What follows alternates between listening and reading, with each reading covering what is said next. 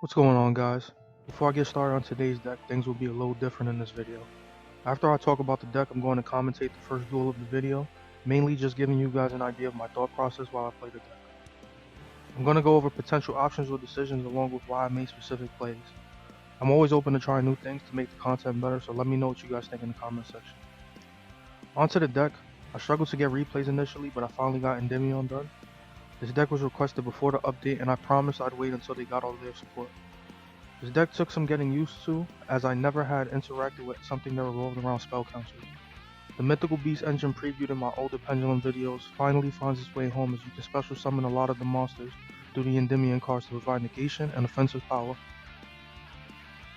Endymion himself, or his latest form now, is amazing on both defense and offense. Summoning him from the Scale Zone can surprisingly get you some full board clears by himself sometimes. To make things better, he can negate an effect by bouncing a card with a counter back to your hand, which isn't too heavy a drawback if it's another scale or spell card. Getting this boss out should always be the goal, and if you can back him up with the Mythical Beast or other support, it's even better. To help with this, we have Magician's Soul to dump him into the graveyard. Later on, when you summon Selene, she can revive Endymion to provide defensive support until it's your turn to attack. We run massive draw power to get our counters rolling, as well as getting to the essential pieces that we need. Instant Fusion is for once one of my favorite cards in this deck, as the restrict monsters are spellcasters, leaving them available for revival by Selene for multiple uses. The extra deck is pretty flexible, with the important card to go into being Selene. Since we should be summoning Endymion somewhat frequently, the Vortex Dragon engine is here also, but it isn't mandatory. I thought about bumping some of the Endymion monsters to higher counts as I've seen in some lists, but this felt pretty comfortable to me in the end.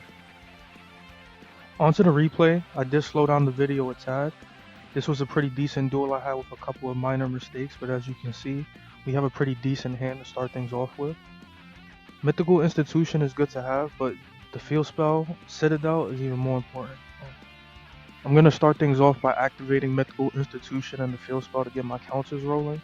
Spell Power Mastery is a pretty good card for searching any Endymion card in the deck, so I'm going to go for Servant since he can special summon a monster from the deck.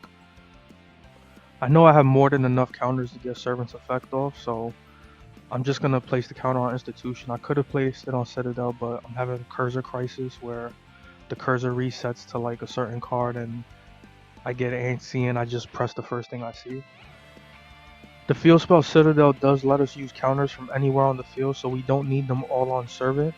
I also have Instant Fusion to make a restrict monster if worse comes to worse, but in this scenario, we're just going to summon a monster from the deck. I did think about what to summon here, but I just want to get Endymion out of the deck as soon as possible, so I'm going to go for him. Now from here, things could have gone a little differently. I do go into Crowley, the Link monster. He's good for your turn 1 setup where you can just thin the deck with your spellbook engine. Doing this gets you even more cards in your hand and more counters on the field, so if you have the opportunity, I say go for it. If by chance you already drew one of your spellbook cards like the Spellbook Magician of Prophecy or Spellbook of Secrets, then his effect won't go off since you need 3 different names in the deck. So all 3 of them are in the deck, so we're going to use his effect and see what we get. In an ideal scenario, we'll get Secrets or Magician. If we would have got Knowledge, we would have had to send Crowley to the grave to draw 2 cards, which probably isn't the best idea since he's already a Link 2 and we have access to Selene with Instant Fusion.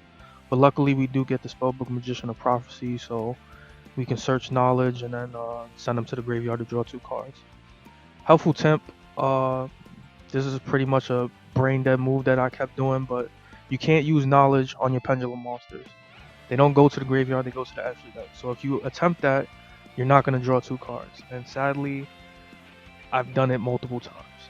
So Institution comes into play here. It's finally got some counters, or I can just use counters from Citadel, but Institution lets you search a monster from the deck depending on the counters you give up. Now this I would say is my first misplay because I should have went for level 3, that way I can set the scale and get some monsters from the extra deck back onto the field. But I went for level 4 and right now the scale's in my hand of 3 and 4, so I can't really do much with that. So I'm going to do the Instant Fusion play and then I'm going to go into Selene. Like I said before, Selene can bring back spellcasters from the grave, so since Restrict was properly fusion summoned technically, I can bring them back. We have more than enough spells played in the game to have Celine get a whole bunch of counters to use her effect multiple times. As you can see, that's 7 counters, so at the very minimum, that's 2 revivals. Um, we do have some counters laying around on the other cards, I think, but for now, I decided to summon Jackal King from the hand. If I didn't commit my misplay, this wouldn't have been an issue, but Jackal King can negate monster effects by giving up 2 counters. Combined with the Millenniumized Restrict we have in the graveyard, we have some decent disruption on our opponent's turn. Not the best disruption that we could have had, but still we can slow him down quite a bit, take a monster, prevent him from making some plays. So I'm going to bring back Restrict at this point. I'm not sure if the opponent is aware of what Restrict can do, but he's going to still commit to his plays anyway. He's going to activate Valhalla Hall of the Fallen, which gets us counters on the field. So now Jackal King does have counters to make a potential monster negate. From here, this turns into just waiting for him to activate monster effects, and then I'll negate or steal whatever disrupts him more. The first monster he summons, I don't really think it's that much of a threat, but he did use a special summon, so I know he still has a normal summon left, so I'm just going to be patient here. This is actually my first time playing Agents on Link Evolution. The only other time I faced them were on Duel Links, so I know a rough idea of what they do, but I don't know what they can do in this game at this point. But he does summon the tuner monster, so at this point he can make a Link summon, so I decided to steal his monster. Luckily, the defense points of his monster blocks us from him attacking into Restrict, so we pretty much dodged another bullet with that one, and he's just gonna pass. Now, this top deck is amazing because now I can show you Endymion's like true potential. As I mentioned before, he can net a full board clear if you use his effect to special summon him from the scale. So if you take a look, we do have quite a bit of counters. I'm just going to activate Terraforming and get some more counters, but he is going to have 6 counters to special summon himself from the scale. I'm not too worried about his back row. The only thing that would really pose a threat to us is a Solemn Trap card, which he can negate the summon, potentially.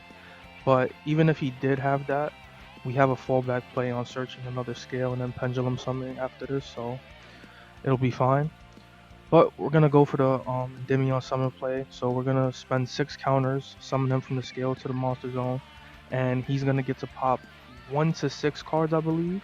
And our opponent only has 3 cards on the field, so this should be pretty simple. And already this is an OTK, so this is the ideal route you want to take when playing this deck and going first. You want to set up for Endymion on your next turn, nuke the opponent's board, have some negates on board just in case, and then go for lethal.